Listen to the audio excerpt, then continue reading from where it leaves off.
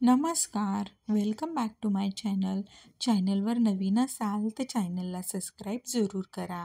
तुम्हालाही तुमच्या घरातील निगेटिव्हिटी कमी करायची आहे. अनेकदा आपण आयुष्यात सकारात्मक राहण्याचा खूप प्रयत्न करतो. मेहनतीने आणि प्रामाणिकपणे रोजची कामं करतो. मात्र त्यानंतरही अनेकदा घरातील वातावरण किंवा घरातील ऊर्जा आपल्यात नकारात्मकता निर्माण करत राहते. असं बऱ्याचदा आपल्यासोबत होतं. तुमच्याही सोबत असं होत असेल तर वास्तुशास्त्राने त्याच्यावर काही सोपे सोपे उपाय सांगितले आहेत, जे आपण इझिली करू शकतो. तर त्यात अनेकदा घरातील नकारात्मक ऊर्जा लोकांना आळशी आणि उदास बनवते. एखाद्या व्यक्तीच्या वागण्यात कटुता निर्माण होते. बऱ्याचदा यामुळे नैराश्य येतं. कामात लक्ष न दिल्याने तिथेही अपयश पदरी पडतं. आरोग्याच्या समस्या निर्माण होतात. घरात नकारात्मक ऊर्जा वाढू लागल्यास एक नव्हे तर अनेक समस्या निर्माण होऊ लागतात. त्यामुळेच वेळीच ही नकारात्मकता दूर करणं गरजेचं असतं. घरातील नकारात्मक ऊर्जा कमी करणं किंवा काढून टाकणं म्हणजेच घरात सकारात्मक ऊर्जा तयार करणं. त्यासाठी उपाय आहेत. सूर्यप्रकाश आणि ताजी हवा. वास्तुशास्त्रानुसार घरातील वातावरण सकारात्मक राहण्यासाठी घरात जास्त अंधार असू नये. यासाठी घरातील खिडक्या आणि दारं उघडं ठेवणं गरजेचं आहे, जेणेकरून घरात पुरेसा सूर्यप्रकाश येईल, त्याचबरोबर हवा खेळती राहील. घरातील विषारी पदार्थ तसेच नकारात्मक ऊर्जा बाहेर फेकली जावी, यासाठी घराच्या खिडक्या उघड्या ठेवणं उत्तम पर्याय आहे. तसंच ताजी हवाही येणं उत्तम पर्याय आहे.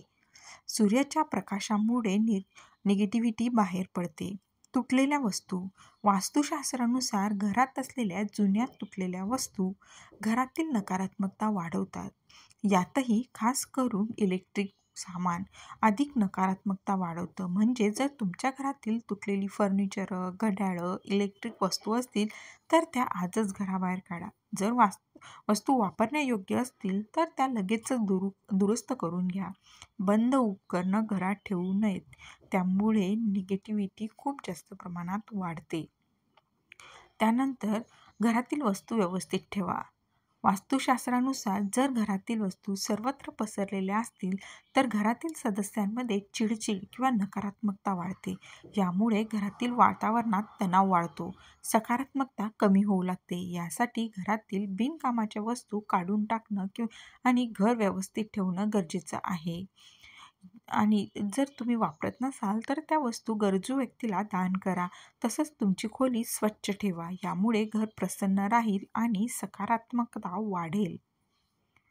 नंतर मिठाचा उपयोग. वास्तुशास्त्रानुसार मिठामध्ये नकारात्मक ऊर्जा खेचण्याचा गुण आहे. यामुळेच घरात मिठाचा वापर प्रभावी ठरतो. घरातील फरशी पुसताना पाण्यामध्ये थोडं मीठ टाकावं.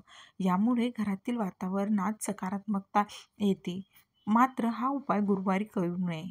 तसंच एखाद्या काचेच्या भांड्यामध्ये मीठ ठेवल्याने घरातील नकारात्मक ऊर्जा दूर होते. तसंच घरातील वास्तूमध्ये एखादा दोष असेल तर तिथे एखाद्या भांड्यामध्ये मीठ ठेवा. घरातील वास्तू दोषही दूर होईल.